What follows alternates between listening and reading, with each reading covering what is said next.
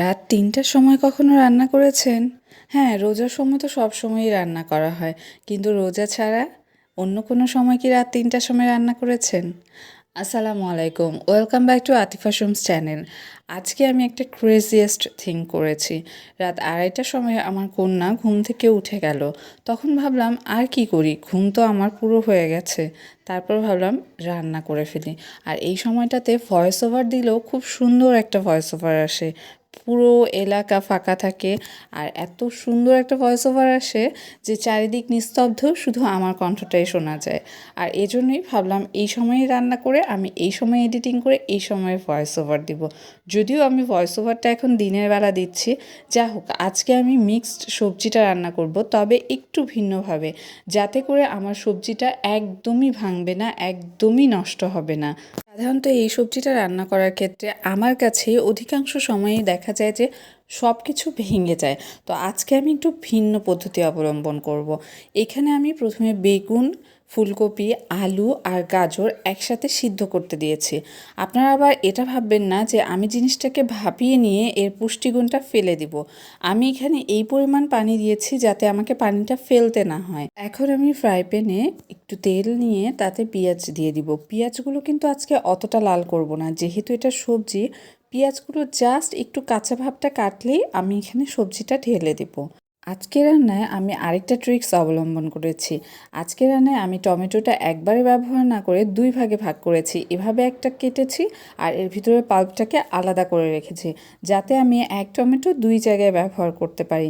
আমি সবজিতে এইভাবে কাটা টমেটোটা দিয়ে দিব, আর পাল্পটাকে আমি আরেক জায়গায় ব্যবহার করব, সেটা আমি পরে দেখাবো। তারপরে আমি এখানে সবজিটা খুব ভালো করে নেড়ে চেড়ে আমি এখানে এখন বাকি মশলাগুলো ধীরে ধীরে দিয়ে দিব। সবজিটা যে আমি আস্তে আস্তে নাড়বো, এখানে আমি এডিটিংয়ের জন্য একটু ফাস্ট করেছি, তবে আস্তে আস্তে নাড়বো, যেহেতু ভাপিয়ে ফেলা সবজি তাই। মরিচটা একটু ভয়ে ভয়ে দিচ্ছি, কারণ হচ্ছে কাঁচামরিচের ঝাল ইদানিং প্রচুর পরিমাণে। আমি কিন্তু এখানে অল্প একটু আদা দিয়ে দিব, আর দিয়ে দিব ১.৫ চামচ লবণ, আর সাথে দিয়ে দেব ১ চামচের মতো হলুদ। আমি একটু কমই হলুদটা দিয়ে দিব, এখানে হাফ চামচ প্রথমে দিয়েছি, পরে আরেকটু দিয়ে দিব। সবজিটা হালকা হালকা করে নাড়তে হবে।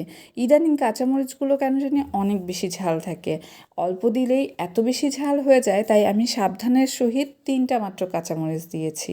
সবজিতে সচরাচর কেউ আদা বাটা দেয় না, কিন্তু আমি দিয়েছি, যেহেতু আজকে আমি একটু ভিন্নভাবে সবজি রান্না করেছি, তাই টেস্টি হওয়ার জন্য সবজিতে আমি একটু আদা বাটা দিয়েছি। এই সবজিটা কিন্তু আপনারা রুটি পরোটার সাথেও খুব চমৎকারভাবে খেয়ে নিতে পারবেন। এত টেস্টি লাগবে, এত ইয়াম্মি লাগবে যে আপনারা কল্পনাও করতে পারবেন না। যেহেতু আমি সবজিটা আগে একটু সিদ্ধ করে নিয়েছি, তাই এখন খুব হালকা করে নাড়বো। এরপর হালকা করে আমি নেড়ে চেড়ে এটাকে জাস্ট এভাবে উল্টিয়ে দিব, যাতে করে কোনো সবজি না ভেঙে যায়। আর তারপরে আমি এটাকে লো হিটে রেখে দিব। এই যে দেখুন, আমার একটি সবজিও ভাঙেনি, কত সুন্দর সবগুলো গোটা গোটা হয়ে আছে। একটু পরেই আমার সবজিটা রান্না করাটা হয়ে যাবে। জাস্ট অল্পই একটু পানি কমে গেলে আমার সবজিটা হয়ে যাবে। সবজি রান্না তো সবাই করতে পারে, তবে একটু টেকনিক অবলম্বন করলে, হলুদ লবণ কিংবা তেল কিংবা সিদ্ধ করার প্রসেসটা একটু আগে পিছে করলে দেখবেন যে অনেক বেশি টেস্টি হবে। আমি যেভাবে বলেছি সেভাবে একবার সবজি রান্না করে দেখবেন, আপনাদের ইনশাল্লাহ অনেক ভালো লাগবে। ব্যাস, আমার রান্না কমপ্লিট, এখন প্লেটিংয়ের পালা। আমি এভাবে একটি বাটিতে কিছুটা রেখেছি, আবার খাওয়ার জন্য ছোট বাটিতে কিছুটা রেখেছি। প্লাস্টিকের বাটিটা আমি ঢাকনা দিয়ে ফ্রিজে রেখে দিব, পরবর্তীতে খাবো। আর ছোট বাটিরটা আমি এখনই খেয়ে নেব। তো আমার রান্নাটা আপনাদের কেমন লাগলো কমেন্ট করে জানাবেন। আমি কিন্তু আপনাদের গঠনমূলক কমেন্টের অপেক্ষায় থাকবো। আমার পরবর্তী ভিডিও দেখার জন্য আমার সাথেই থাকবেন, আর আমার চ্যানেলটিকে সাবস্ক্রাইব করে দিবেন। যদি ফেসবুক পেজ থেকে আমার ভিডিওটি দেখে থাকেন, তবে আমার পেজটিকে ফলো করে দিবেন। আতিফা শুমসের সাথেই থাকবেন।